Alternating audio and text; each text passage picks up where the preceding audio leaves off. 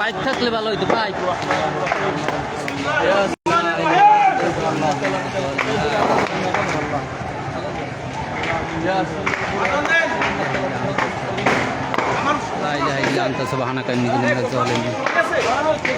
আল্লাহ রহম করো আল্লাহ। মিয়ারহাট বন্দরে, নেসারাবাদের মিয়ারহাট বন্দরের সার ও কীটনাশকের গল্লিতে আগুন, ভয়াবহ আগুনের সূত্রপাত। আগুন লেগেছে এবং কয়েকটি দোকান পুরো ছাই হয়ে যাচ্ছে। ফায়ার সার্ভিসকে খবর দেওয়া হয়েছে, এখনও আসেনি। যদি আসে দেখা যাক কতক্ষণে আসে এবং আগুন নিয়ন্ত্রণে আনা যায় কিনা। সবাই দোয়া করবেন, আল্লাহ রহমত করো আল্লাহ। ইন্না লিল্লাহি ওয়া ইন্না ইলাইহি রাজিউন। আগুনের তীব্রতা সময়ে সময়ে বাড়ছে। ইয়া আল্লাহ, আল্লাহ লা ইলাহা ইল্লা আনতা সুবহানাকা ইন্নী কুনতু মিনাজ জালিমিন। লা ইলাহা ইল্লা আনতা সুবহানাকা, লা ইলাহা ইল্লা আনতা সুবহানাকা ইন্নী কুনতু মিনাজ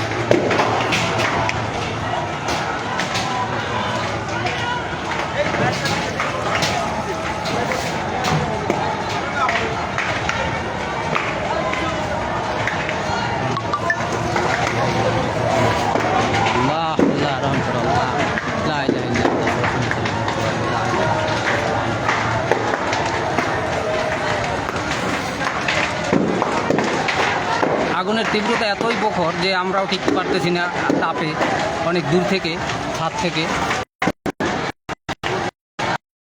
আল্লাহ রহম করো, আল্লাহ রহম করো। লা ইলাহা ইল্লা আনতা সুবহানাকা।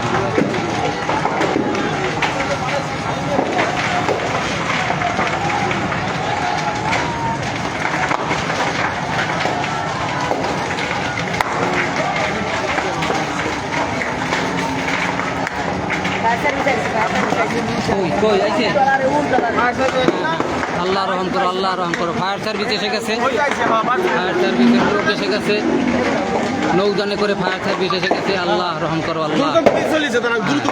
তারা খবর পাওয়ার সাথে সাথে দ্রুত গতিতে চলে এসেছে, ফায়ার সার্ভিস এসে গেছে।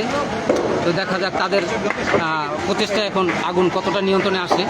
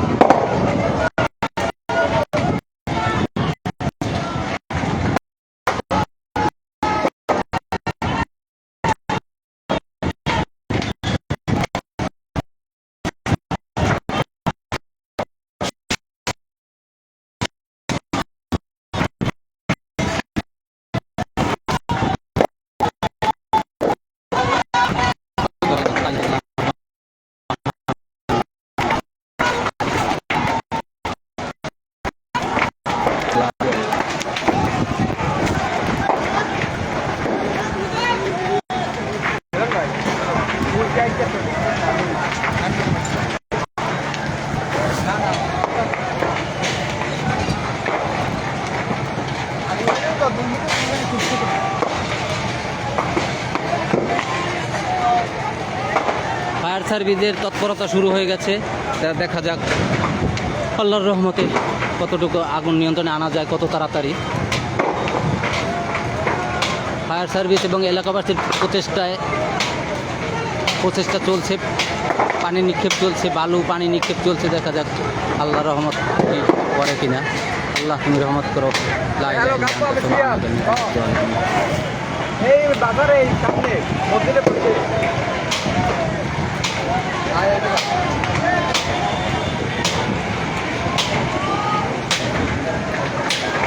এটা হচ্ছে মিয়ারহাট বন্দরের কেন্দ্রীয় জামে মসজিদের পাশে যে সার ও কীটনাশকের যে দোকানগুলো রয়েছে, গল্লিটা রয়েছে, ওই গল্লির সবকটি দোকানে আগুন লেগেছে এবং আগুনে ভস্মীভূত হয়ে গেছে পুরো দোকান, কয়েকটা দোকান।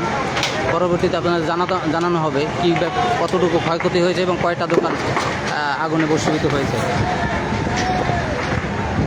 সকলের কাছে দোয়া চাই যেন আল্লাহ তাড়াতাড়ি রহমত করেন এবং আগুন নিয়ন্ত্রণে আনা সম্ভব হয়।